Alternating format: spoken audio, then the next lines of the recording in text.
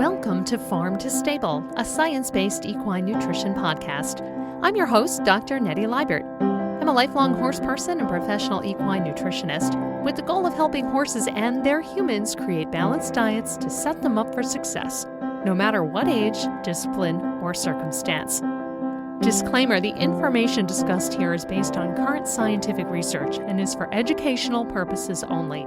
Every horse's individual needs vary. This is not a substitute for veterinary medicine or nutrition consultation.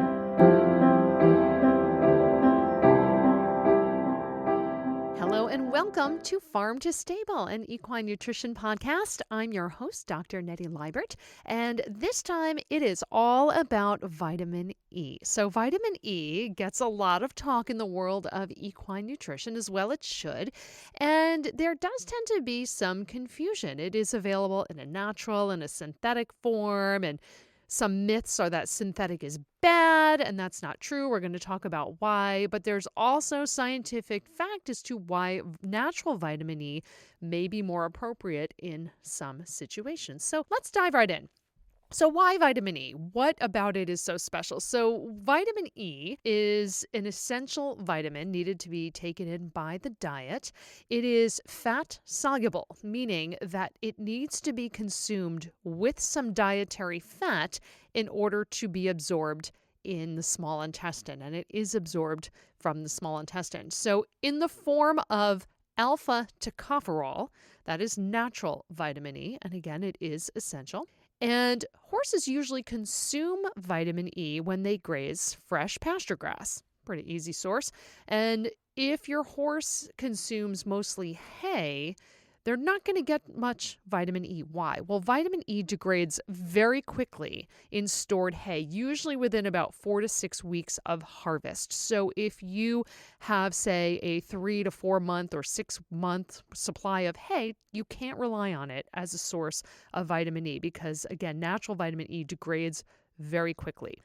So what does vitamin E do in the body? Well, its main function is an antioxidant. So what that means is that it protects cells from damage by free radicals. So free radicals can come from a couple of places. They can come just from normal everyday metabolism inside the body, or they can come from environmental contaminants, for example. So if free radicals start to overwhelm the ability of antioxidants to regulate them, that's when you can get into cellular damage, changes in lipids that help hold your cells together, even DNA, and can contribute to illness and disease. This is also known as oxidative stress. Now, free radicals, again, normal part of exercise even. So horses that are exercising heavily may need a little antioxidant support. So vitamin E, what it does, how it works, is it incorporates itself into the fatty membrane that goes around cells, and it stabilizes the cells. So it prevents the free radicals from causing damage. So hence the reason they're critical to help maintain balance in the body. Vitamin E just likes to work itself into those cell membranes. So as with everything, balance is key. So what about toxicity versus deficiency? Can you have too much? Can you not have enough? Well, most horses require 1 to 2 what we call international units, or IUs, of vitamin E for every kilogram of body weight that they weigh. So if you have a horse that is 1,100 pounds, which is about 500 kilograms, they need, on the average, 500 to 1,000 IUs per day at minimum.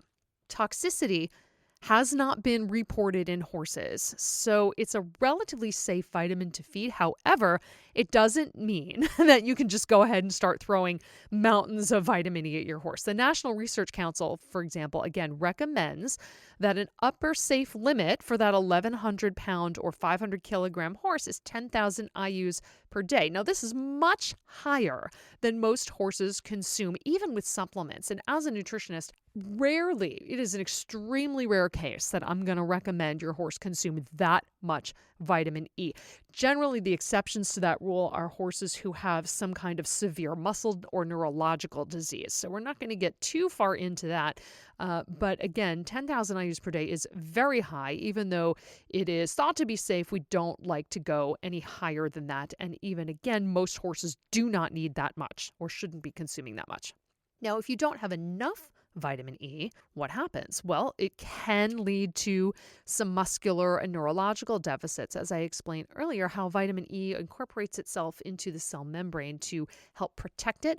Horses that have vitamin E deficiency might see signs of any kind of motor neuron disease or muscle myopathy, something like that. So any horse with these conditions or exhibiting signs as diagnosed by your veterinarian should be supplemented with a natural, water-soluble form of vitamin E, which is the most potent form. And I'll talk more about that in a moment. In those deficiency situations, the goal is to increase the amount of that natural alpha-tocopherol concentration in the blood and the central nervous system as quickly as possible. And the water-soluble form is the best way to do it. So let's get into a little more of that natural versus synthetic vitamin E. So vitamin E, naturally, its natural form is D-alpha tocopherol. That's how you'll see it on a label. The synthetic form is usually labeled as D-L-alpha tocopherol. So what's the difference? Natural vitamin E, or D-alpha tocopherol, has been repeatedly scientifically proven to be the most bioavailable form. Hence, if you have a horse that has any kind of muscle issue, you would want that natural vitamin E form. Now, synthetic vitamin E, or DL-alpha tocopherol, contains a mixture of several isomers or several forms of vitamin E, not all of which are readily absorbed. Hence, it's less bioavailable. Now, that being said, synthetic vitamin E tends to be more shelf stable and more cost effective. So if you're buying a commercial feed product, many times it contains synthetic vitamin E. And that's the reason, because if natural were to be used, not only would the product cost a heck of a lot more, but by the time you got it, your shelf life would be much, much shorter. So synthetic vitamin E, it's not bad. It is still good, but it's going to help your commercial feed products be more shelf stable and still have that vitamin E in it once it gets to your horse's feed bucket.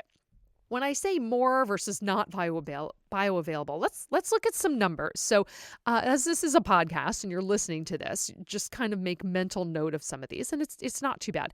I mentioned international units earlier, and that's typically how we refer to the amounts of vitamin E being given to a horse. It's unitless in a way, but it's one international unit of natural vitamin E is about equal to 0.67 milligrams of that alpha tocopherol.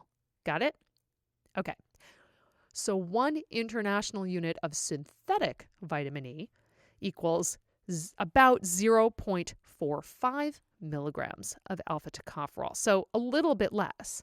So on the average, if you're feeding synthetic vitamin E, you need about 34% more to equal an equivalent amount of natural vitamin E. For example, 1,000 IUs of natural vitamin E is roughly equivalent to 1,340 IUs of synthetic vitamin E. For synthetic, of course, you can still feed it. Of course you can. There are many supplements out there that contain synthetic vitamin E. You just have to feed a little bit more of it to get the same amount of effective natural vitamin E. So studies in horses have suggested that natural vitamin E, again, has about 1.36 to 2 times more bioavailability compared to synthetic, hence the reason why you need to feed a little bit more synthetic compared to natural. And again, synthetic vitamin E is perfectly acceptable to feed, but I'll say it again, should be given at a slightly higher inclusion rate compared to natural vitamin E. So it is cost effective if you are on a budget, but you would still like to supplement vitamin E. Even feeding a little more synthetic vitamin E can often be a little bit more cost effective than the natural. But which one you use really depends on your horse's needs. If he's happy, in a dry lot on some hay and you want to make sure he has a little extra, sometimes the synthetic is just fine. How do you know if your horse needs that vitamin E supplement? more times I'm going to recommend natural vitamin E are, again, heavy work, horses on high-fat diets, because the metabolism of fat does tend to create more free radicals just by nature of, again, metabolism. Horses with neurological conditions such as EPM or equine protozoal myeloencephalitis. Horses with muscular myopathies such as PSSM type 1 or 2, MFM, or any kind of exertional rhabdomyolysis or tying up. If your horse does not have access to fresh pasture, he is more likely to need supplemental vitamin E. And of course, to really know if your horse needs a vitamin E supplement, you got to work with a qualified equine nutritionist, of course. And then the last thing I want to talk about today is, how do you know what is in the products you feed? Because it might be listed a little bit differently depending on what you're buying. So if a product has natural vitamin E, chances are it's going to be called out on the package label because that is an attractive thing to a lot of buyers. If you're looking at the ingredient list, it would be listed as D-alpha tocopherol, just like we talked about a couple of times today. Synthetic vitamin E may be listed as either DL-alpha tocopherol or vitamin E supplement, simply, just like that. If you are not sure what you're reading on your label, just call the manufacturer and ask them, hey, is this synthetic or is this natural vitamin E? And you can work into your horse's diet the appropriate amount. So remember that synthetic vitamin E, you need about 34% more to equal an equivalent amount of natural vitamin E. So natural vitamin E is available in, as I mentioned, water soluble. It's also available in powders. And what's the difference? Well, research has shown that water soluble vitamin E is the most bioavailable form. That's awesome.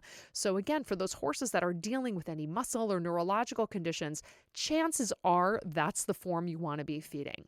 For everyday horses in work or on those higher fat diets who are otherwise healthy, who do not have any generalized diagnosed deficiency, the powdered form is usually just fine. And again, I'm speaking in generalities here. If the powdered form or the water-soluble form does not fit your budget and you need to do a synthetic form, again, that is fine. The synthetic form sometimes comes in a pellet or a powder, and just make sure that you're feeding the appropriate amount, which of course your equine nutritionist can help you figure out. So I hope I've covered your questions, or a lot of questions on natural vitamin E today. That was the point. I talk a lot about it with my clients and with my equine nutritionist friends because, yes, we actually have those kinds of discussions. And if you have questions or topics you'd like to suggest, please send over an email, equinenutritionphd@yahoo.com. Would absolutely love to hear from you. And if you enjoyed this episode, always happy to have you share it, like it, download it, all of the things. So thank you so much for your time and for listening all about vitamin E today. Look forward to catching you on the next episode of Farm to Stable, and happy riding. Thank you for listening to the latest episode of Farm to Stable, a science-based equine nutrition podcast. Please share and subscribe if you found the content interesting. And if you have a topic you'd like to hear about, send it to equinenutritionphd@yahoo.com.